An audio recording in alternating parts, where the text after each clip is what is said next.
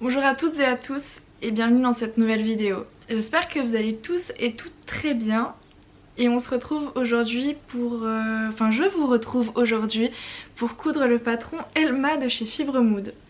Alors pour vous parler un petit peu de la marque, Fibremood c'est une marque néerlandaise si je ne m'abuse qui fait énormément de patrons. Alors c'est des patrons qu'on peut retrouver soit sur leur site internet mais également dans les kiosques à journaux puisqu'ils ont leur propre magazine de couture. Alors pour vous parler un petit peu plus du patron, j'ai décidé de coudre la robe Elma, qui est une robe qui va de la taille 32 à la taille 58 et qui est assez simple à coudre puisqu'il n'y a pas énormément de pans et surtout il n'y a pas beaucoup de difficultés.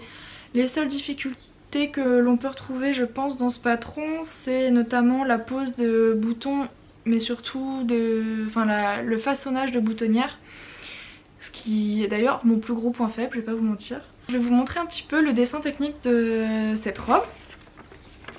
Alors la robe Elma, elle se présente comme ceci.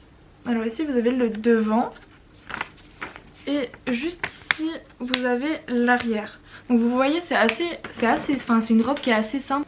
En ce qui concerne le tissu que j'ai décidé d'utiliser aujourd'hui pour cette vidéo, c'est une magnifique toile de Jouy qui, je suis sûre, vous avez déjà vu tous passer, du moins à la communauté couture, on a tous vu passer cette magnifique toile de Jouy de chez les Coupons de Saint-Pierre. C'est celle-ci. Voilà, j'espère que vous la voyez bien. Voilà, donc j'en ai 3 mètres pour réaliser cette robe. Je pense que c'est largement suffisant puisque ce n'est pas une robe qui est très longue, c'est une robe qui va s'arrêter au-dessus du genou. Et ce coupon de 3 mètres, je l'ai eu pour la modique somme de 20 €. Donc je pense que vraiment, allez-y, allez dévaliser le coupon de Saint-Pierre, enfin laissez-moi en quand même. Hein. En ce qui concerne la mercerie pour cette robe, il vous faudra 8 boutons pour attacher le devant de la robe, mais également d'élastique pour ici resserrer les manches, comme on a pu voir sur le dessin technique juste avant. Je vous laisse avec le montage du patron, le décalcage et on se retrouve juste après pour la couture. À toutes.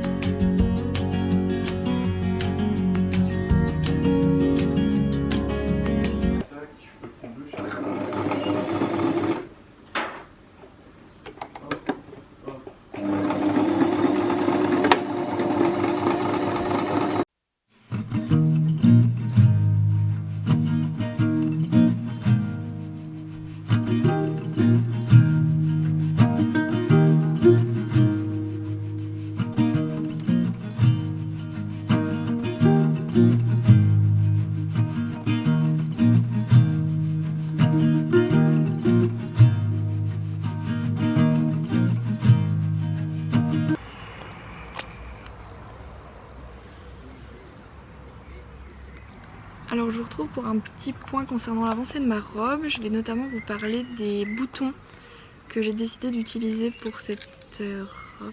Bah oui, mais je suis derrière et on entend certainement ma vidéo. Donc tu fais ta vidéo dans des conditions un petit peu plus professionnelles. Eh oui, mais je te dis que je tourne. Non, la monétisation. Je te dis que je tourne. Tu dois sourire. Qu'est-ce que tu fais toi? Tu lances une vidéo. Tu dois faire de l'argent. Mais tu te prends pour non, qui? Tu dois faire de la thune. tu C'est te tout. tu te prends pour qui? Ouais. Je vous disais donc que je vous fais un petit point concernant ma robe, mais notamment au niveau des boutons, parce que sur le dessin technique ainsi que dans les instructions du patron, on nous indique qu'il nous faut 8 boutons de 1,5 cm de diamètre. Or, je suis allée à Mondial Tissu,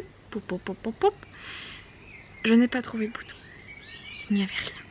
Rien de fantasmagorique. Du coup, j'en ai quand même trouvé, mais des beaucoup plus petits. Donc, les voici. Ils sont comme ceci.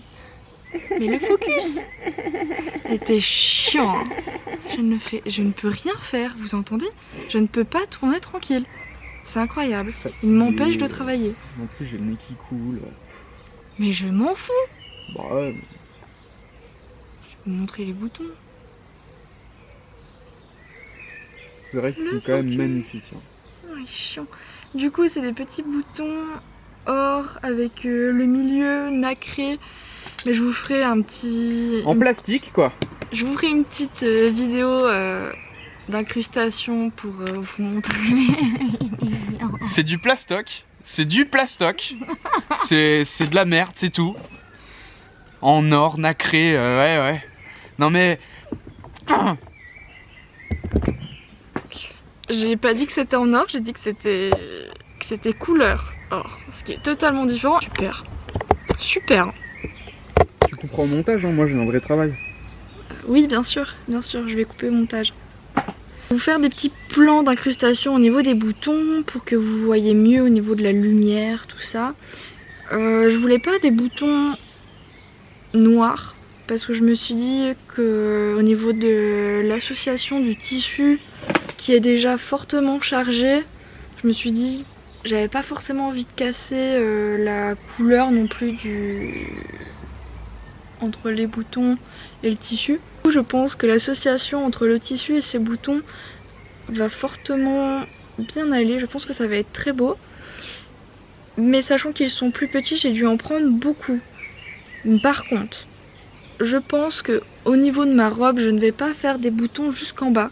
Mais je vais m'arrêter un peu... je sais pas trop où c'est que je vais m'arrêter. Je verrai bien quand je vais faire... les boutonnières et que je vais positionner mes boutons parce que j'ai peur que ça m'enferme un peu trop dans la robe et je trouverais ça dommage. Donc on verra bien, c'est une affaire à suivre. Sinon, en ce qui concerne la robe en elle-même,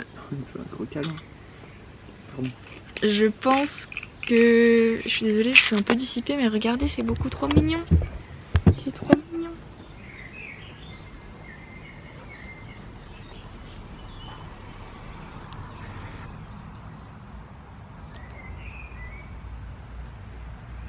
Ça va un peu trop loin là. Alors en ce qui concerne la robe à proprement parler, je pense que la seule difficulté qui est à noter, c'est la paremonture. Si vous avez jamais fait de pose de paremonture, je pense que c'est un point qui peut être un peu compliqué.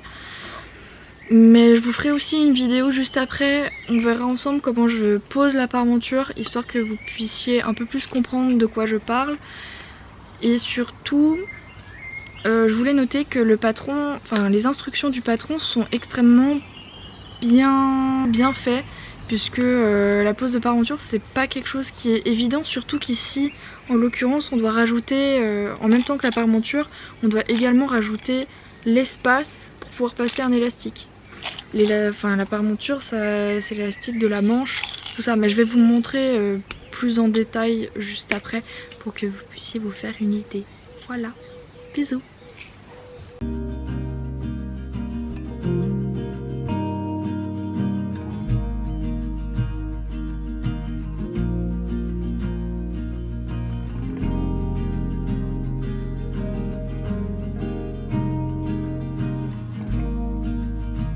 Dans un premier temps, prenez votre paremonture préalablement découpée à la taille dont vous avez besoin, toujours dans le même tissu.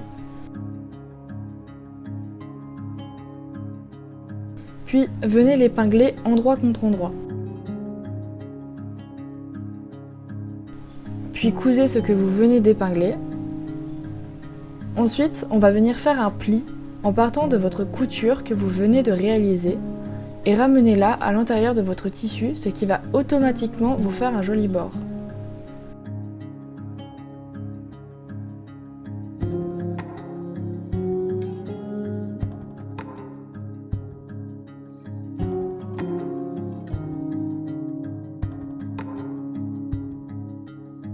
Cousez de nouveau, puis on viendra par la suite rabattre le tissu restant, mais en cousant à 1 cm du bord, puisqu'on va venir y rajouter un élastique.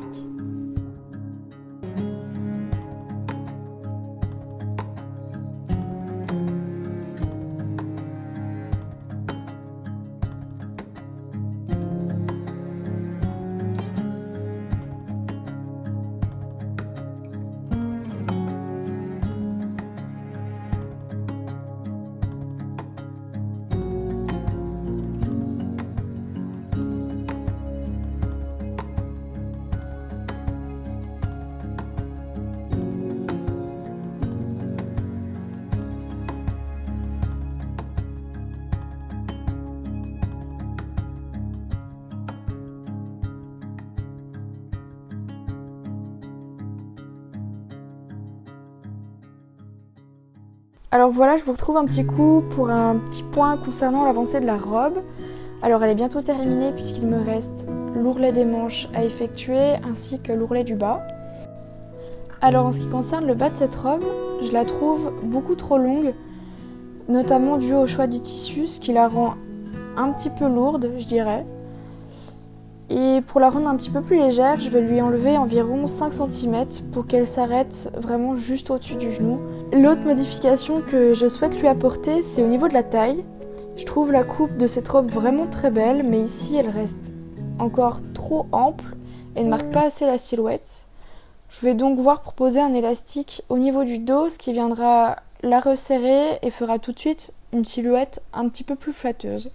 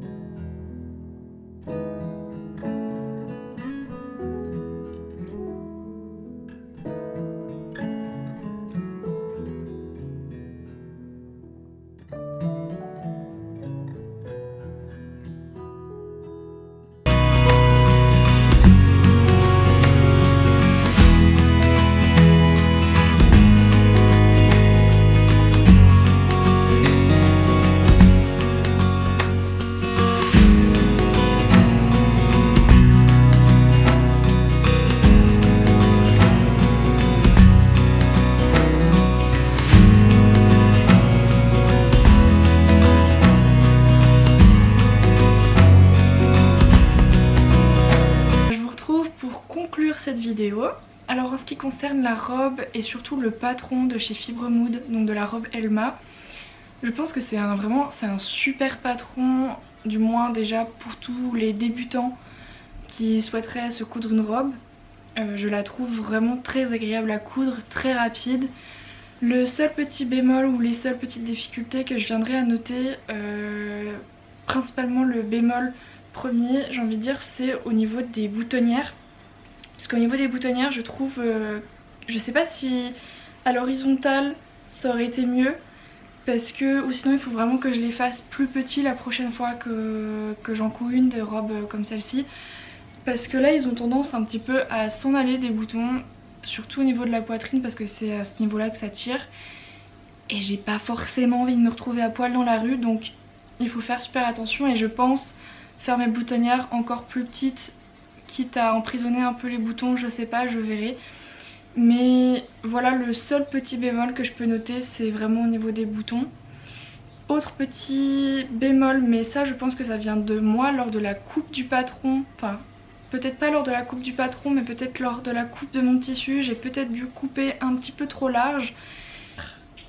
Je pense que je viendrai à coudre, ou plutôt à découper 1 à 2 tailles en dessous, puisque comme vous avez pu le constater, vraiment je trouvais que c'était vraiment trop large.